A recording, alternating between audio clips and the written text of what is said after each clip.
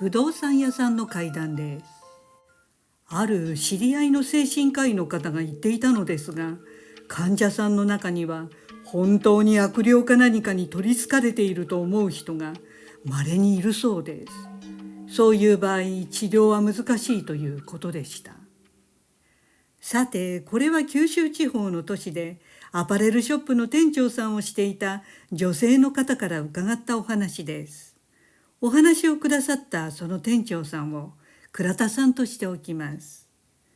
今から数十年前、当時そのアパレルのお店にはサイズや丈などを直すお直し屋さんも入っていたそうです。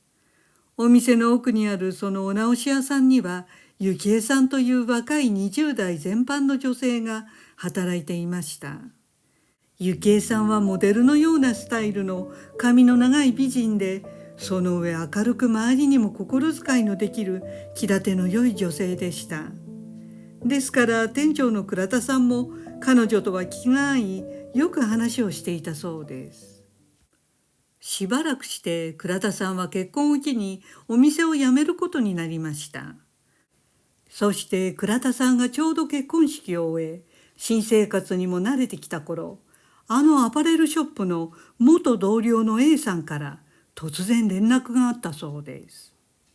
お久しぶり、その後どうなどと一通りの挨拶をすると、 A さんはあのお直し屋さんの幸恵さんのことで相談したいことがあるというのでした。以下その A さんからの幸恵さんの話です。当時お直し屋さんの幸恵さんには結婚を約束した彼氏がいました。ところがその彼氏が別の女性とも交際していることが発覚したそうです。おそらく彼氏の方から切り出したのだとは思いますが、2人の間で別れ話が持ち上がりました。でも幸恵さんの本心はどうしても別れたくなかったそうです。そこで幸恵さんはある霊能者に相談に行きました。誰かの紹介なのか評判を知ってなのかは全くわからないのですが、とにかくその見知らぬ霊能者のところに会いに行ったということでした。そして霊能者は幸恵さんの話を聞き終わると、こんなことを尋ねたそうです。幸恵さん、あなたの彼氏からもらった絵がありますよね。そう言われて幸恵さんはとても驚いたそうです。確かに彼氏は以前骨董屋で幸恵さんに海が描かれた風景画を買ってプレゼントしてくれたのでした。するとその霊能者は、その絵を私に渡しなさい。そうすれば彼氏があなたに戻ってきます。と言ったそうです。でも幸恵さんにとってその絵は一番大事にしていたもので、宝物だったので困惑しました。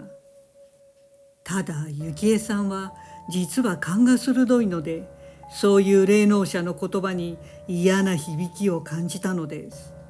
確かに絵のことを言い当てたこの霊能者はすごいですから、普通だったらすぐ信用してしまいます。でもその絵がどんな価値があったかは不明でしたが、幸恵さんはこの霊能者を信用して大事な絵を渡しては絶対ダメだと直感的に思ったそうです。最初幸恵さんはそれはちょっとやんわり断ったのですが、霊能者はじわりじわりと執拗に絵を渡すように言ってきました。そこで幸恵さんは、ダメです、渡せませんときっぱり断りました。そう断った瞬間、その場の空気が凍りついたようになり、幸恵さんは早くこの場を切り上げて帰った方が良さそうだと思いました。すると霊能者は幸恵さんのその態度が気に食わなかったのか、絵が自分のものにならなかったことへの腹いせだったのか、その場で幸恵さんに悪霊を何体も取りつかせたそうです。つまり幸恵さんは霊能者に呪いをかけられ、瞬く間に悪霊を何体も彼女の中に入れられてしまったということのようでした。そこまで A さんの説明を聞いて、倉田さんは霊能者が悪霊を取りつかせたというのがにわかには信じがたく、そもそもどうして幸恵さんはそんなこと分かったのと聞いたそうです。すると A さん曰く、ゆきえさん自身も霊感があるので、霊が自分の中に入ってきたのがすぐ分かったということでした。ゆきえさんの話では、やられた、取りつかれたと自分に何が起きたかすぐ理解しました。直ちにこの危険な場所から逃げなくてはと判断して、挨拶もそこそこ命からがら霊能者のところから飛び出したということでした。ここまでがゆきえさんが霊能者のところから逃げてきたその日に A さんが彼女から聞いた話だそうです。さて、話はこれで終わりではありませんでした。それからすぐのこと、明らかにゆきえさんが精神的におかしくなっていったということでした。当然彼氏との婚約は破棄になりました。そして自分は魂を抜かれてしまった、自分には頭がないなどと自分の意志が働かなくなってしまったような話をしたり、また私の手が男性の手になっている、子供が自分の中に入っているなどなど、ゆきえさんの中に他の人が入っているかのような話を A さんに毎日のようにしてきたそうです。 A さんはついにこの急変したゆきえさんの状況をどうしたらよいかわからなくなり、倉田さんに相談してきたということでした。倉田さんは霊能者に会いに行ったその日からゆきえさんがおかしくなったというところが気になりました。心の病の場合、素人考えですが、一日で激変するとも思えなかったのです。でもまだこの段階では様子を見るしかありませんでした。そしてまたしばらく経ってある夜のことでした。A さんから再び倉田さんに電話があり、倉田さん、今すぐうちに来れませんか？突然ゆきえちゃんがうちに来て、今ここにいるんですが、様子がおかしいんです。と言いました。こんな夜遅くに挙動不審なゆきえさんが突然 A さん宅に訪ねてきたと聞いて、倉田さんは嫌な予感がしました。そこで取るものもとりあえず近くに住む A さん宅に駆けつけたそうです。そして A さんの家で久しぶりにゆきえさんと再会しました。倉田さんはゆきえさんを見るなり愕然としたそうで、一瞬誰だかわからなかったそうです。以前お店で一緒だった頃の美人で明るいゆきえさんの面影は全くなくなっていました。モデルのようだったのに、体は二回りも太ってしまい、顔はむくみ上がってお世辞にもきれいとは言えなくなっていました。倉田さんは、私を覚えてる？倉田店長よと話しかけると、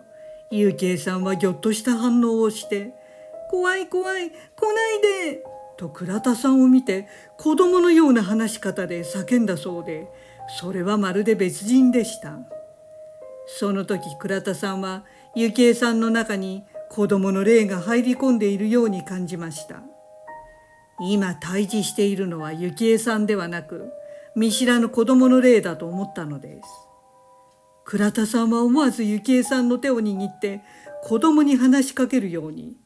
大丈夫だよ、この人から離れないとダメだよ、あなたの体じゃないからねと何度もゆきえさんの中にいる子供の霊に言い聞かせたそうです。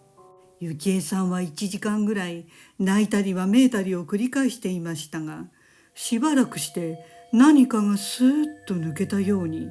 急に静かになり、気がつくと元のゆきえさんに戻っていました。我に返ったようになったゆきえさんを見ても、倉田さんはこれは一時しのぎに過ぎないと感じたそうです。倉田さんはゆきえさんの中に悪霊が何体もついていると聞いてはいましたが、現実に多重人格のような症状を目の当たりにすると、これは自分の理解を超えたことで自分たちでは対処できないと思いました。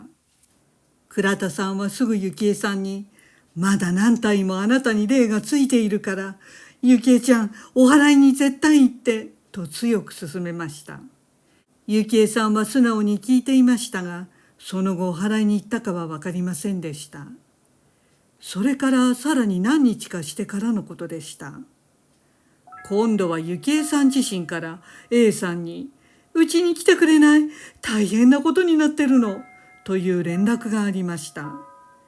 A さんは何事かと思いましたが、さすがの A さんも一人で幸恵さんを訪ねるのは不安だったので、倉田さんと一緒に行くことにしました。幸恵さんは当時アパートで一人暮らしをしていたそうです。倉田さんと A さんが彼女の部屋の中に入ると、二人は驚愕したそうです。部屋中が真っ赤だったのです。すべての壁という壁が赤いペンキで塗りたくられていました。状況から明らかに幸恵さん自身でやったことでした。でも幸恵さん曰く、気がついたら部屋が真っ赤になっていたという説明で、本人が自分がしたことを全く記憶していませんでした。倉田さんはまたもや彼女の中に入り込んだ霊が彼女の意識を占領してやらせたことのように感じました。部屋の中は異常な不快感があり、嫌な予感がした倉田さんはこの部屋に長居しない方が良いと判断しました。その日は確認だけにして幸恵さんを落ち着かせ、明日改めて対処することにしたそうです。ところがその日以降、倉田さんも A さんも幸恵さんと連絡がつかなくなってしまいました。いよいよ心配になり、倉田さんは幸恵さんの実家の連絡先を何とか探し出し電話してみたところ、幸恵さんのお母さんから話を聞けたそうです。お母さんによると、あの後も幸恵さんのおかしな言動は治らず、ついに車で事故を起こしてしまい、お母さんはこのままでは危険と感じて、すぐに幸恵さんに精神科の診察を受けさせました。そして今は精神病院に入院しているとのことでした。倉田さんも A さんも予想はしていましたが、そういう結末になってしまったことをとても残念に思ったそうです。そして月日は流れ、数年経ったある日のことでした。突然また幸恵さんから A さんに連絡がありました。その時の幸恵さんはすでに病院から退院して落ち着きを取り戻していましたが、